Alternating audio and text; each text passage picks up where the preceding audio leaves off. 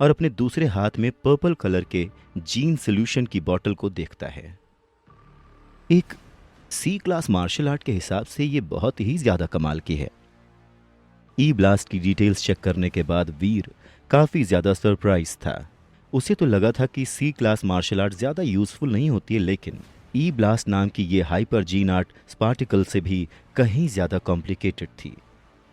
शायद इसे सी क्लास इसीलिए कहा जाता होगा क्योंकि इसे प्रैक्टिस करना मुश्किल होता है और उस हिसाब से इसका रिजल्ट ज्यादा खास नहीं होता है। ई ब्लास्ट की डिटेल्स पढ़ने के बाद वीर बहुत ही गहरी सोच में पड़ जाता है। पता नहीं क्यों पर उसे कुछ ठीक नहीं लग रहा था। उसे ऐसा लग रहा था कि कहीं कुछ तो अजीब है। अधेड़ उम्र के उस प्रोफेसर का यूं अचानक आकर उन लोगों से मिलना और फिर ये e blast hyper gene art recommend करना, जो कि एक C class hyper gene art के हिसाब से काफ़ी ज़्यादा अच्छी थी, ये सब कुछ वीर को बहुत अजीब लग रहा था और उसका इंट्यूशन कह रहा था कि कहीं कुछ तो ऐसा है जो इस समय वीर को दिख नहीं रहा। लेकिन फिर ये एक मिलिट्री एकेडमी है और वीर ने इस हाइपर जीन आर्ट को किसी इंसान के थ्रू नहीं बल्कि बेलगांव मिलिट्री एकेडमी की वेंडिंग मशीन से खरीदा था। इसलिए वीर के पास कोई वजह नहीं थी कि वो इस सी क्लास हाइपर जीन आर्ट को लेकर कोई शक करे। आफ्टर ऑल वेंडिंग मशीन के थ्रू कोई गलत जीन सॉल्यूशन थोड़ी ना दे पाएगा। और उससे भी ज़रूरी बात, ई ब्लास्ट की डिटेल्स चेक करने के बाद वीर उसके कंटेंट से तुरंत ही अट्रैक्ट हो गया था, क्योंकि वो चीज़ एग्जैक्टली वही थी जो वीर को चाहिए थी। इसीलिए वीर को लगा कि शायद वही ज़्यादा सोच रहा है और सच में ये ई ब्लास्ट एक C class hyper gene art ही है। लेकिन ई ब्लास्ट की सारी डिटेल्स चेक करने के बाद वीर ने तुरंत ही उसे प्रैक्टिस करना शुरू नहीं किया, ना ही उसने वो जीन आर्ट सॉल्यूशन यूज़ किया, बल्कि वीर ने उन ई ब्लास्ट हाइपर जीन आर्ट की डिटेल्स और जीन सॉल्यूशन दोनों को ही सेफली अपने लॉकर में बंद करके रख दिया। वीर ने सोच लिया था कि जब तक वो ई ब्लास्ट नाम की इस सी क्लास हाइपर जीन आर्ट के बारे में श्योर नहीं हो जाएगा तब तक वो उसे यूज़ नहीं करेगा। हालांकि ई ब्लास्ट में वीर को ऐसी कोई प्रॉब्लम नज़र नहीं आ रही थी, पर फिर भी पता नहीं क्यों वीर को ऐसा महसूस हो रहा था जैसे कि अधेड़ उम्र का वो प्रोफेसर बहुत ही अजीब बिहेव कर रहा था। और जितनी वीर की ऑब्जर्वेशन पावर थी उस हिसाब से वो साफ साफ बता सकता था कि वो प्रोफेसर उस समय हाइपर जीन आर्ट स्टोर में सिर्फ और सिर्फ उसी के लिए आया था। वीर को ऐसा लगा कि प्रज्ञा की हाइपर जीन आर्ट खरीदने में मदद करना तो सिर्फ एक बहाना था, पर असल में वो प्रोफेसर वीर को ई ब्लास्ट नाम की इस हाइपर जीन आर्ट को बेचना चाहता था। और यही वजह थी कि वीर ने तुरंत ही ई ब्लास्ट सीखना शुरू नहीं किया, बल्कि उसे अपने लॉकर में बंद करके रखा, तब तक के लिए जब तक कि उसे उस प्रोफेसर के यहाँ आने की असली वजह पता नहीं चल जाती और ये पता नहीं चल जाता कि वो प्रोफेसर वीर को ये हाइपर जीन आर्ट खरीदवाने के लिए इतना ज़्यादा डेस्परेट क्यों था। वैसे देखा जाए तो वीर का अंदाज़ा गलत भी नहीं था, क्योंकि अधेड़ उम्र के वो प्रोफेसर और कोई नहीं बल्कि सेंट हॉल के राजवीर शेखावत थे, और जो ई ब्लास्ट नाम की वो हाइपर जीन आर्ट वीर ने खरीदी थी वो कुछ और नहीं बल्कि राजवीर शेखावत की इन्वेंट की हुई यिन यांग ब्लास्ट थी। राजवीर शेखावत को पूरा भरोसा था कि यिन यांग ब्लास्ट को प्रैक्टिस करने के लिए वीर एकदम सही कैंडिडेट है। यिन यांग ब्लास्ट प्रैक्टिस करने के लिए बुलाने की कोशिश की थी, पर वीर ने उनके ऑफर को रिजेक्ट कर दिया। कुछ ही दिनों में सेंट हॉल में एक रेजोल्यूशन पास होने वाला है जिसके बाद यिन यांग ब्लास्ट को पूरी तरह से बैन कर दिया जाएगा। और एक बार यिन यांग ब्लास्ट बैन हो गया तब वीर तो क्या, प्रोफेसर राजवीर किसी को भी यिन यांग ब्लास्ट नहीं सिखा पाएंगे। कंट्री में एक बैन हाइपर जीन आर्ट इस्तेमाल करना एक बहुत ही सीवियर क्राइम है, जिसमें राजवीर शेखावत को मौत की सजा तक सुनाई जा सकती है। इसीलिए राजवीर शेखावत को हर हालत में वीर को इन्हीं कुछ दिनों में ई ब्लास्ट प्रैक्टिस करानी थी। कानून के हिसाब से जिन्होंने भी किसी हाइपर जीन आर्ट को उसके बैन होने से पहले प्रैक्टिस किया है उन पर कानून की सजा लागू नहीं होती थी। पहले तो राजवीर शेखावत ये तरीका अपनाना नहीं चाहते थे, लेकिन अब उनके पास और कोई रास्ता बचा नहीं था। इससे पहले कि सेंट हॉल यिन यांग ब्लास्ट को बैन कर दे, राजवीर शेखावत को वीर को यिन यांग ब्लास्ट सिखाकर खुद को सेंट हॉल में प्रूव करना था। फॉर्चुनेटली बेलगांव मिलिट्री एकेडमी के प्रेसिडेंट राजवीर शेखावत को बहुत अच्छे से जानते थे और खुद भी एक ऐसे स्कॉलर थे जो मार्शल आर्ट से एडिक्टेड था, और यही वजह थी कि यिन यांग ब्लास्ट को रिव्यू करने के बाद उनका भी दिल नहीं था कि इतनी कमाल की हाइपर जीन आर्ट को ऐसे बैन कर दिया जाए। इसीलिए कुछ देर तक सोचने के बाद वो राजवीर शेखावत की मदद करने के लिए तैयार हो गए। इनफैक्ट उन्होंने ही वीर पर नजर रखकर राजवीर को हाइपर जीन आर्ट स्टोर में वीर तक पहुंचाया था और प्रेसिडेंट के जरिए ही वेंडिंग मशीन में ई ब्लास्ट का जीन सोल्यूशन आया था। हालांकि ये बात और थी कि इन सब के लिए प्रेसिडेंट ने बहुत बड़ा रिस्क लिया था और इसीलिए उन्हें इस बात का डर भी था कि कहीं कुछ गड़बड़ ना हो जाए, जिसकी वजह से बेलगांव मिलिट्री एकेडमी के प्रेसिडेंट और राजवीर शेखावत दोनों ही मुसीबत में पड़ जाएं।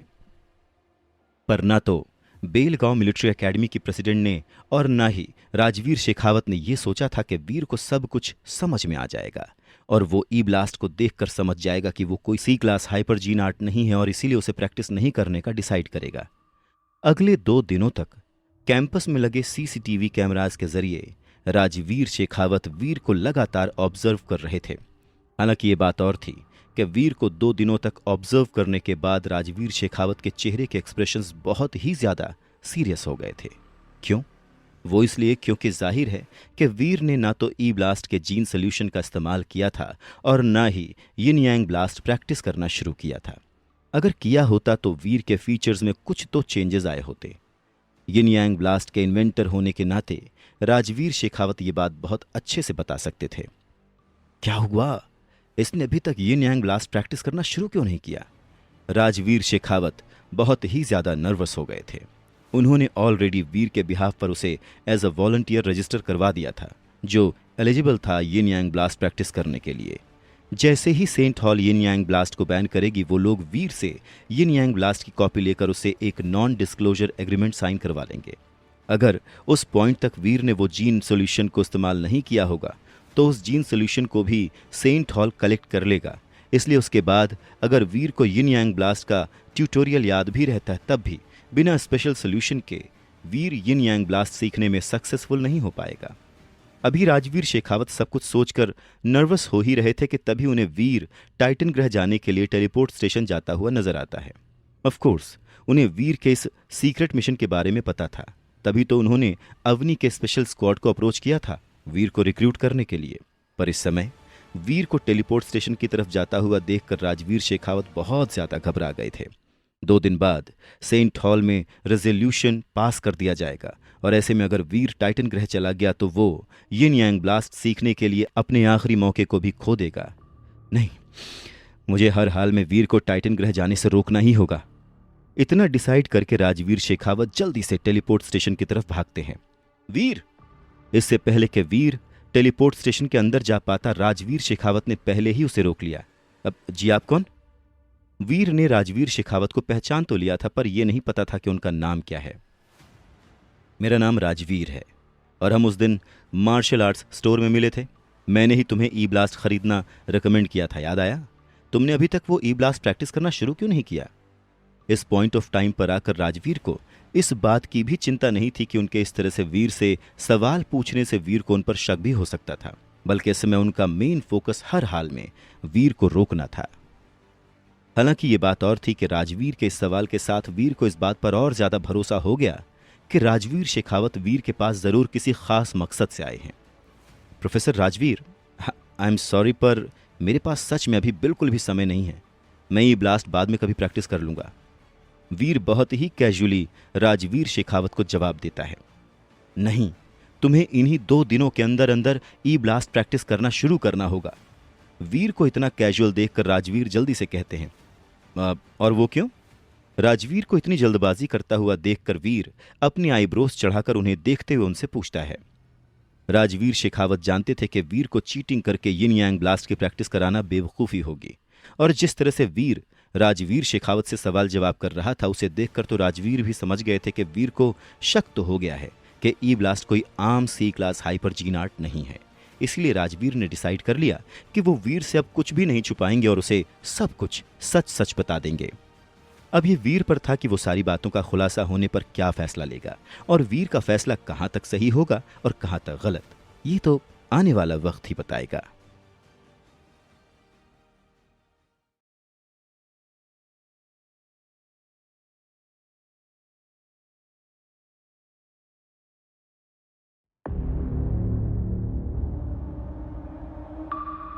वीर, चलो कहीं और चलते हैं जहां पर हम ठीक से बैठकर बात कर सकें और मैं तुम्हें सब कुछ समझा सकूं। कुछ देर तक सोचने के बाद राजवीर शेखावत एक गहरी सांस लेते हुए वीर से कहते हैं, ठीक है चलिए। वीर भी उनसे बैठकर बात करने के लिए एग्री हो जाता है। आफ्टर ऑल वो भी ये जानना चाहता था कि आखिर ये सब कुछ चल क्या रहा है।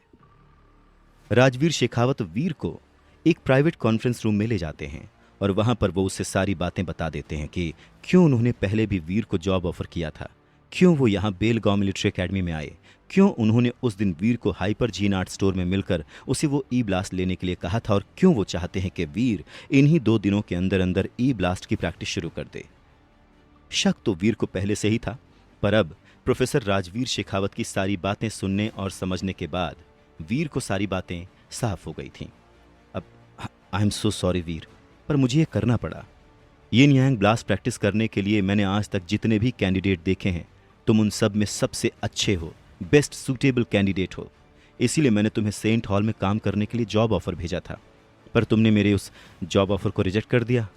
मैं अपने इतने सालों की मेहनत इस यिन यांग ब्लास्ट को इस तरह से बैन होता हुआ नहीं देख सकता, और इसलिए मुझे ये तरीका अपनाना पड़ा तुम तक पहुंचने के लिए। कहीं ना कहीं राजवीर शेखावत को सच में इस बात का अफसोस था कि वो गलत तरीके से वीर को ई ब्लास्ट प्रैक्टिस कराना चाहते थे। भगवान ना करे, पर अगर वीर को कुछ हो जाता तो क्या वो कभी अपने आप को माफ कर पाते? वीर से पहले के 2 वॉलंटियर्स को ये पता था कि वो क्या करने जा रहे हैं, पर वीर तो यिन यांग ब्लास्ट को एक आम सी क्लास हाइपर जीन आर्ट समझकर ही प्रैक्टिस करता ना। और अगर वीर को लेकर राजवीर का अंदाजा गलत निकलता और वीर से पहले के 2 कैंडिडेट्स की तरह वीर को भी ये हाइपर जीन आर्ट सूट नहीं करती, तब राजवीर शेखावत क्या करते? यही सब सोचकर राजवीर शेखावत ने आज वीर को सब कुछ सच सच बता दिया था। कहीं ना कहीं उन्हें यह भी उम्मीद थी कि सब कुछ सच सच जानने के बाद अब वीर एटलीस्ट इन 2 दिनों में यिन यांग ब्लास्ट प्रैक्टिस करके राजवीर की मदद करेगा। ये सेंट हॉल के बहुत ही एक्सपीरियंस्ड और बहुत ही बड़े मास्टर हैं। न जाने कितने सालों से ये मार्शल आर्ट्स की स्टडी कर रहे हैं, और इसीलिए मेरे लिए तो ये चलता फिरता खजाना ही है। अब ऐसी सिचुएशन में मैं इन्हें ब्लैकमेल ना करूं तो कैसे चलेगा? भगवान भी मुझे इस मौके का फ़ायदा न उठाने के लिए माफ़ नहीं करेंगे। और वैसे भी अगर ये अपने सेल्फिश रीज़न से मुझे अप्रोच कर सकते हैं, तो मैं भी तो अपने फ़ायदे के लिए इन्हें ब्लैकमेल कर ही सकता हूँ, और फिर इसमें मेरी गलती नहीं है। आफ्टर ऑल मेरे दिमाग में गलत तरीके से अप्रोच करने का आइडिया नहीं आया था। अब जब ये खेल आपने शुरू कर दिया है तो इसे खेलेंगे भी आप ही के तरीके से। राजवीर शेखावत की बात सुनकर वीर के मन में अचानक ही हजारों ख्याल एक साथ आने लग गए। जब अवनी ने उसे सेंट हॉल के जॉब ऑफर के बारे में बताया था, तभी वीर ने राजवीर शेखावत की आईडी ऑनलाइन चेक की थी और उसे इंटरनेट पर चेक किया था। और राजवीर शेखावत जैसे सेलिब्रिटी की फोटोज ऑनलाइन मिलना कोई मुश्किल बात नहीं थी। उनकी लाखों फोटोज होंगी ऑनलाइन, और उसी से वीर समझ गया था कि राजवीर शेखावत कितना पावरफुल और कितना इन्फ्लुएंशियल इंसान है। वो तो उस दिन हाइपर जीन आर्ट स्टोर में राजवीर शेखावत के अचानक आ जाने से वीर ने ज्यादा ध्यान नहीं दिया और उन्हें पहचान नहीं पाया। वीर, अब मुझे उम्मीद है कि मेरी सारी बातें सुनने के बाद तुम अभी से यिन यांग ब्लास्ट की प्रैक्टिस करना शुरू कर दोगे। राजवीर शेखावत को उम्मीद थी कि अब वीर ना नहीं करेगा, और मन में उम्मीद लिए हुए वो एक बार फिर से, प्रोफेसर मैं आपसे कुछ पूछना चाहता हूँ। आप इतने एक्सपीरियंस्ड प्रोफेसर हैं, तो आप अपनी इस इन्वेंशन के लिए किसी मिलिट्री ग्रेजुएट को क्यों नहीं चुन लेते? आई मीन मैं तो अभी भी बस एक फ्रेशर ही हूँ और मेरी उम्र भी अभी उतनी नहीं है, फिर मैं ही क्यों? वीर राजवीर शेखावत से कहता है। अब मुझे पता था कि तुम ऐसा ही कोई सवाल पूछोगे, और ऐसा नहीं है कि मैंने इस बारे में कभी सोचा नहीं, पर यिन यांग ब्लास्ट का एक रूल है और रूल के हिसाब से उसे प्रैक्टिस करने वाले को कुछ रिक्वायरमेंट्स पूरी करनी होती हैं। उन्हीं रिक्वायरमेंट्स में से एक रिक्वायरमेंट ये है कि यिन यांग ब्लास्ट को प्रैक्टिस करने वाले की उम्र 20 साल से ज़्यादा की नहीं होनी चाहिए। हालांकि मैंने इस यिन यांग ब्लास्ट में बहुत से मॉडिफिकेशन किए हैं, पर ये एज वाली लिमिट अभी भी इसमें है। 20 साल से ऊपर का कोई इंसान अगर इसकी प्रैक्टिस करता है तो उसकी प्रोग्रेस बहुत ही स्लो होगी। 10 साल बिताने के बाद भी वो उतनी प्रोग्रेस नहीं कर पाएंगे जितना कि एक यंग इंसान कुछ महीनों में कर लेगा। बस यही वजह थी कि यिन यांग ब्लास्ट प्रैक्टिस के लिए मैंने तुम्हें चुना। राजवीर शेखावत गहरी सांस लेते हुए वीर को बताते हैं। अच्छा, तो आपके हिसाब से मैं आपकी ये यिन यांग ब्लास्ट नाम की हाइपर जीन आर्ट प्रैक्टिस करने के लिए सबसे बेस्ट सूटेबल कैंडिडेट हूं, है ना? बिल्कुल सही कहा तुमने। नहीं तो तुम खुद ही सोचो कि अगर ऐसा नहीं होता तो मैं क्यों इस हद तक जाकर तुम्हें अप्रोच करता और तुमसे झूठ बोलता? वीर की बात सुनकर राजवीर हाँ में सर हिलाकर उससे एग्री होते हुए कहते हैं, तो इस समय मैं आपका इकलौता कैंडिडेट हूं, राइट? वीर राजवीर से पूछता है, हाँ, अब मेरे पास उतना समय नहीं बचा है कि मैं किसी और को ढूंढने के लिए जाऊं। मुझे उम्मीद है कि अब सारी बातें जानने के बाद तुम भी मेरी मदद करने के लिए मना नहीं करोगे, और तो आप मुझे इसके बदले में क्या ऑफर कर सकते हैं? इससे पहले कि राजवीर शेखावत अपनी बात खत्म भी कर पाते, वीर बीच में ही उनकी बात काटते हुए उनसे पूछता है, क्या? वीर का सवाल सुनकर राजवीर शेखावत एक पल के लिए खामोश हो जाते हैं। इनफैक्ट उन्हें तो 1 मिनट के लिए समझ में नहीं आया कि वीर आखिर कहना क्या चाहता है। अब मेरा मतलब है कि कंपनसेशन, अब क्योंकि यिन यांग ब्लास्ट बैन होने वाली है तो इसका मतलब यही हुआ ना कि ये डेंजरस है, और अगर मैं आपके लिए इतना बड़ा रिस्क ले रहा हूं तो जाहिर है कि मुझे इसका कंपनसेशन भी मिलना चाहिए। क्यों, आपको नहीं लगता कि ऐसा होना चाहिए? वीर मुस्कुराते हुए राजवीर शेखावत से कहता है। वीर की बात सुनकर राजवीर शेखावत कुछ देर के लिए सोच में पड़ जाते हैं। अपनी पूरी जिंदगी में उन्होंने आज तक वीर जैसा कोई इंसान नहीं देखा था। इनफैक्ट आज से पहले राजवीर शेखावत को किसी के भी पास जाकर मदद मांगने की जरूरत नहीं पड़ी थी। लोग ही हमेशा उनके पास आते थे उनकी इन्वेंट की हुई नई नई मार्शल आर्ट्स उनसे सीखने के लिए। ये पहली बार था जब वो किसी इंसान के पास मदद के लिए गए थे, और वो इंसान भी सेंट हॉल के इतने बड़े मास्टर के सामने अपनी शर्तें रख रहा था। जाहिर है राजवीर शेखावत के लिए ये बात बहुत ही ज्यादा हैरानी वाली थी, पर खैर, दूध देने वाली गाय की 4 लातें भी तो खानी ही पड़ती हैं। वीर भी इस समय राजवीर शेखावत के लिए वही दूध देने वाली गाय है, इसीलिए राजवीर शेखावत ने वीर की बात मानने का भी डिसाइड कर लिया था।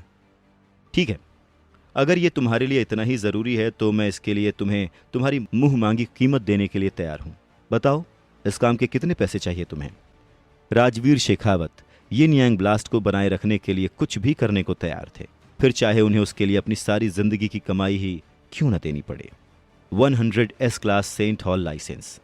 वीर बिना डरे राजवीर शेखावत को अपनी डिमांड बताता है। वीर की बात सुनकर हैरानी से राजवीर शेखावत की आंखें ऐसे खुली की खुली रह जाती हैं जैसे कि उसके सामने वीर नहीं बल्कि कोई ऐसा इंसान बैठा हो जिसका मानसिक संतुलन पूरी तरह से हिल चुका हो। आज से पहले कभी भी राजवीर शेखावत ने ऐसा इंसान नहीं देखा था जो यंग होने के बावजूद इतना डेयरिंग हो। कैसे बिना डरे या बिना किसी संकोच के वीर ने राजवीर के सामने 100 एस क्लास लाइसेंस की डिमांड रख दी थी।